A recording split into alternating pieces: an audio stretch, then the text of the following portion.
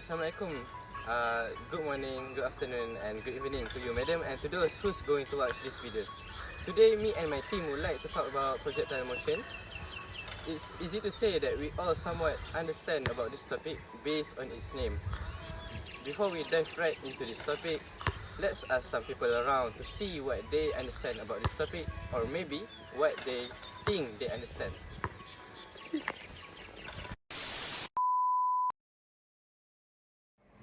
Projectile motion when it have two velocity, the x velocity and the y component velocity. Projectile motion, you must it have two components. There is x component and y component. Okay. And the resultant of that two component you will have the resultant of the projectile. So, we can conclude that they understand the importance of breaking down projectile motions into horizontal and vertical components in order to determine its characteristics. We can also observe a similarity in their answers, both emphasizing the need to decompose the motion into these two components. So, now let's ask them what specific information is required to determine something, let's say a height.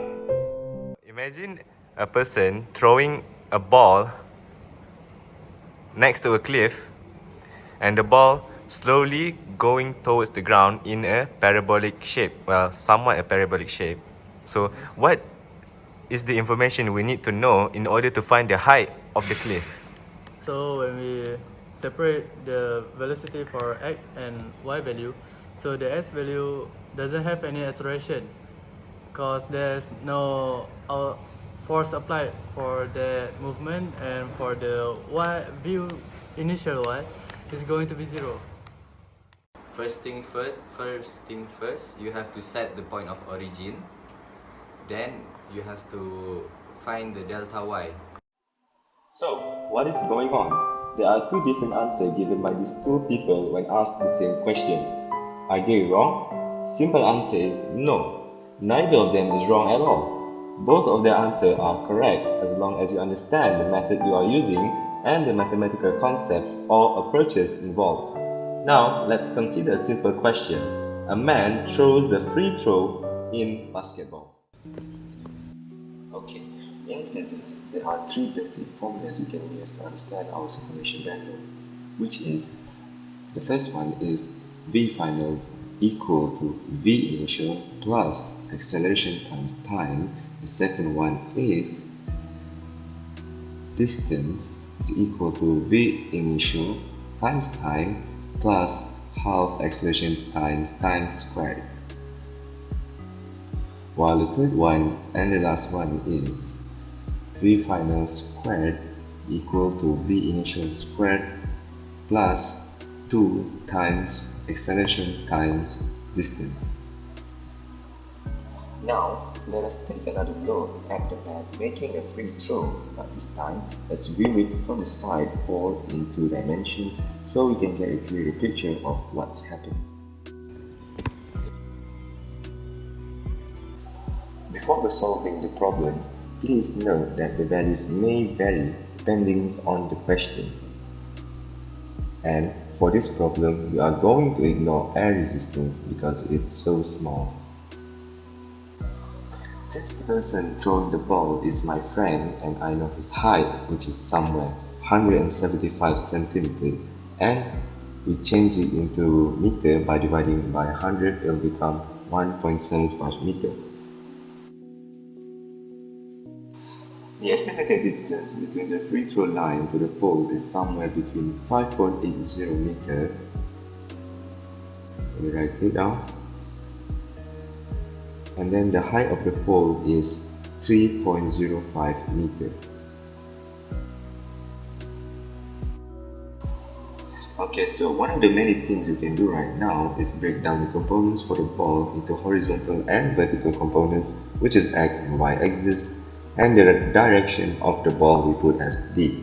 The first thing I see you can find is the initial velocity for the y axis. We are going to use one of the formulas that I have just showed you guys, which is v squared is equal to v initial squared plus 2 acceleration times distance. If you're wondering why I include v final y, v initial y, soon v initial x and v final x, is to differentiate between these two components. Plus, it also helps us to solve the problem more effectively. So now we put in the value that we have for the y-axis or vertical components. Just for the v final is 0, v initial is unknown, plus 2 times negative 9.8, which is the value of gravity. The negative indicates that it pulls you downwards. And for the distance for y-axis, we take the height of the pole minus the height of my friend. Now we solve for y.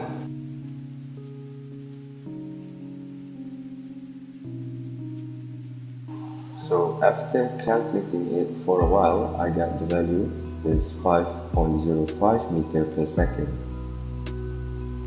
For those who don't know, the reason I use A to represent acceleration due to gravity, which is approximately 9.8 meter per second squared on Earth, for moving object like basketball to account for its vertical motion. This helps us to analyze its trajectory and understand how gravity affects its path. For the negative value, the sign is used to indicate the direction of the acceleration due to gravity. In most cases, we consider up as positive and down as negative direction. Since gravity acts in the downward direction, its effect is represented as negative acceleration when performing calculations.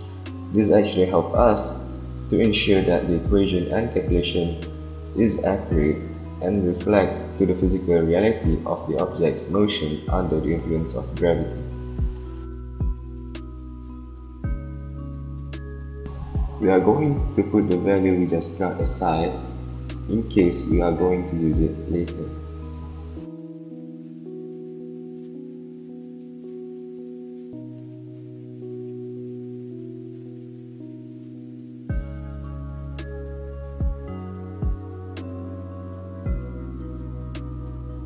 I think now we can find the time as the ball travels into the hoop. We can use the formula v final equal to v initial plus at. Now we find the value. The final velocity is 0, the initial velocity we just got, which is 5.05 meter per second, plus negative 9.8 times time, which is the one we're trying to find.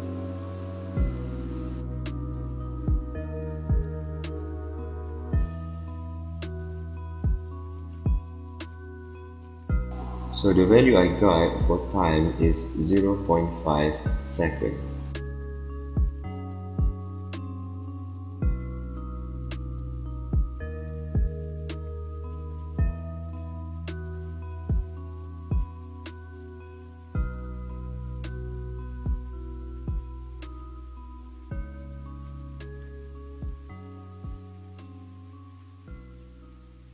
Now let's find the initial velocity of the ball for the x-axis or horizontal component by using the formula d is equal to v initial x times time plus 1 over 2 a times time squared. As usual, now we sub in the value that we have into the formula to find the initial velocity of the ball for the horizontal component. For the distance, we have 5.8 meters equal to v initial x times time, which is 0.52 plus 1 over 2, acceleration is negative 9.8 times time squared. And the value for the initial velocity of the horizontal component is 13.70 meter per second.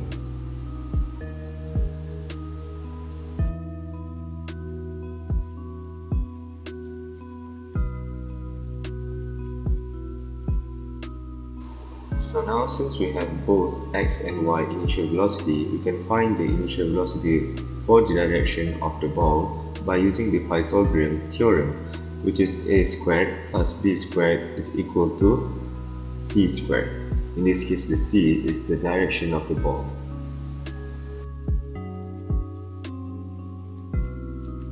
And the value for the initial velocity for the direction of the ball is 14.01 meter per second.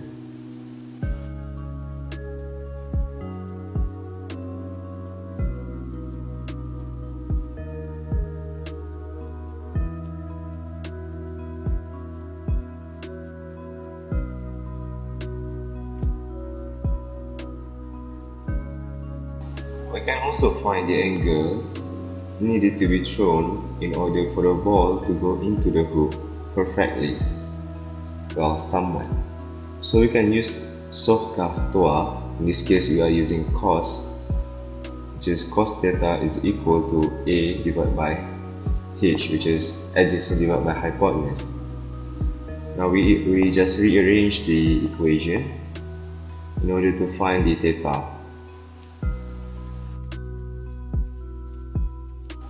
So the value of theta, I get 12.08 degree.